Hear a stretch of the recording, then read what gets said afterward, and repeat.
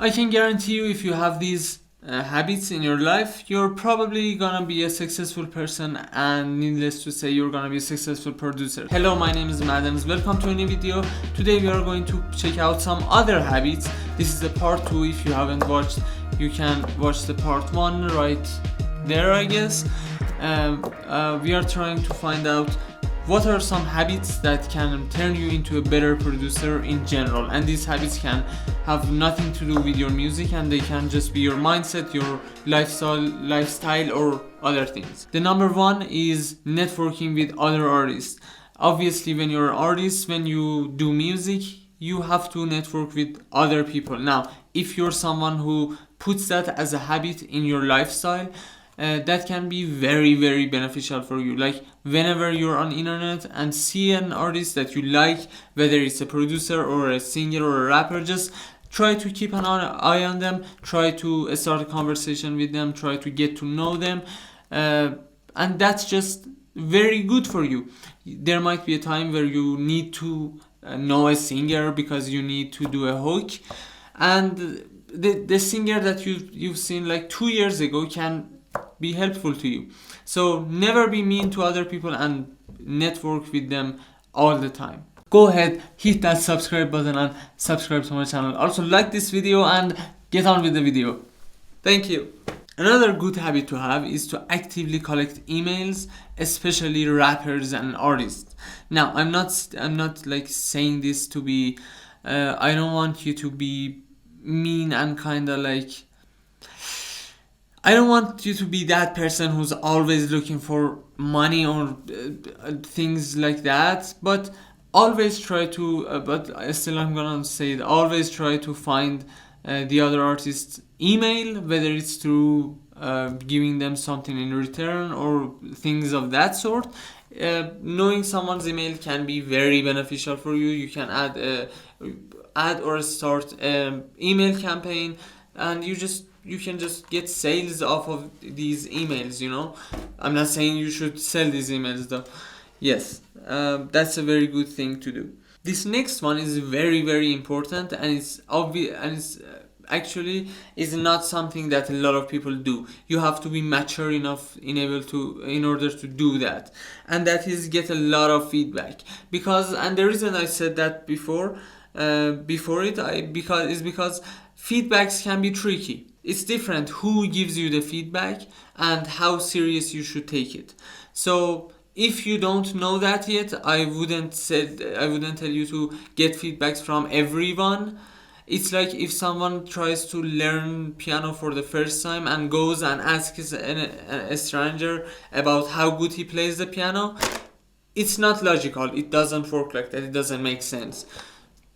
But if you're someone who's rather professional or is been in the game for like quite a time, you can tell which opinion is valuable and you should consider applying that opinion in your work, and which one is not.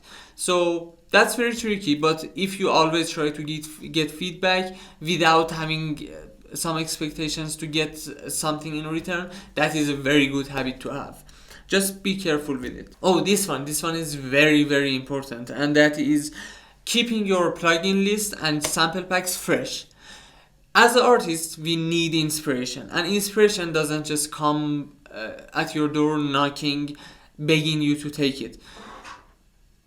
Sorry, you have to be able to make new inspiration for yourself and inspire yourself. One of those ways is to always have new plugins, new sample packs, new sounds that you can experiment with and be excited about. You know, I remember getting a VSC, a very big VSC, which I won't name, but when I got that, I was so inspired that I made like 15 beats in a day just using that VSC.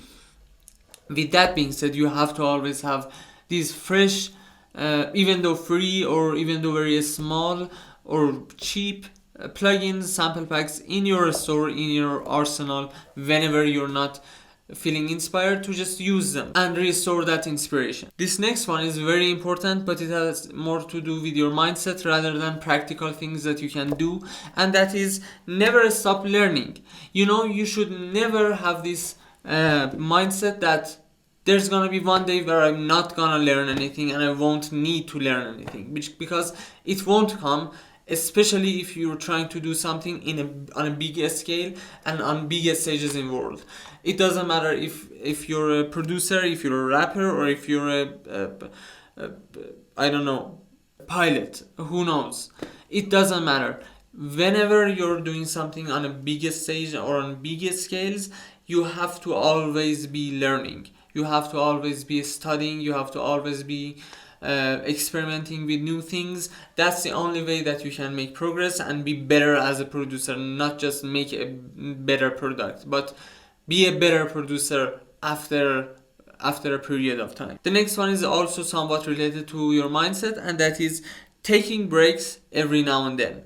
Well, and why did I say it depends on your mindset? Because there is this, you have to have this mindset that would make you take breaks every now and then. Otherwise, your breaks are not gonna be very productive. This is something that I probably gonna make a video about in the future, but it's how you should take breaks, what your break should look like.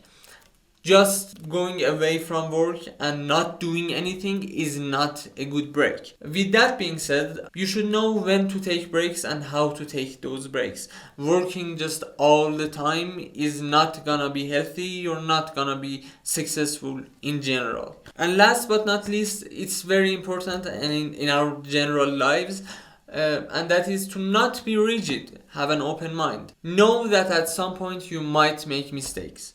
This is all I have to say. I don't think I need to explain it anymore. And that's all I have to say for today. Thank you for watching this video. Please subscribe to my channel, and goodbye.